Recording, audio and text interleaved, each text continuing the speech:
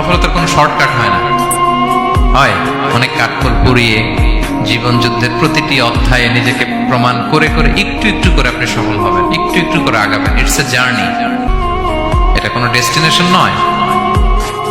এবং সফল হওয়ার পথ পরিক্রমায় কোনো লিফট নেই, সিঁড়ি বেয়ে উপরে উঠতে হয়। কি বেয়ে? কিন্তু আমরা সফল হতে চাই কিভাবে?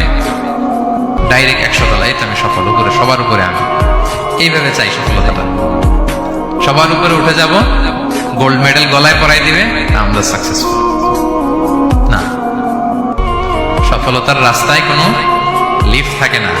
কি দিয়ে উঠতে হয়? সিঁড়ি বেয়ে ঘাম জড়িয়ে উঠতে হয়। দেখেন, শুধু আলোর মুখ দেখার জন্য মায়ের পেটে আমাদের কত সময় লাগছে বলেন তো? জাস্ট একটু লাইট, হ্যাঁ, 9 মাস 10 মাস সময় লাগছে শুধু একটু আলো দেখবো আমরা। একটু আলোর মুখ দেখার জন্য আমার লাগছে 9 মাস।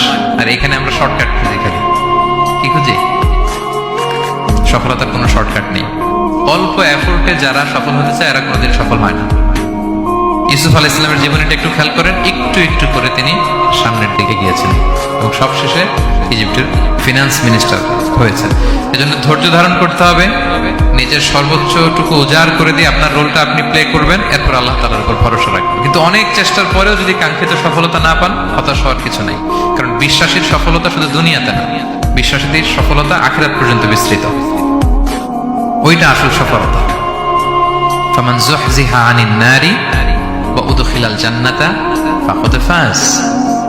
যে জাহান্নাম থেকে মুক্তি পেল, জান্নাতের নিশ্চয়তা পেল, সেই সফল। আমরা যেন সেই সফলতার জন্য অপেক্ষা করি, আমরা যেন দুনিয়া আখিরাত উভয় জাহানে সফল হতে পারি। আল্লাহ তাআলা আমাদের সবাইকে কথাগুলো বোঝার ও আমল করার তৌফিক দান করুন।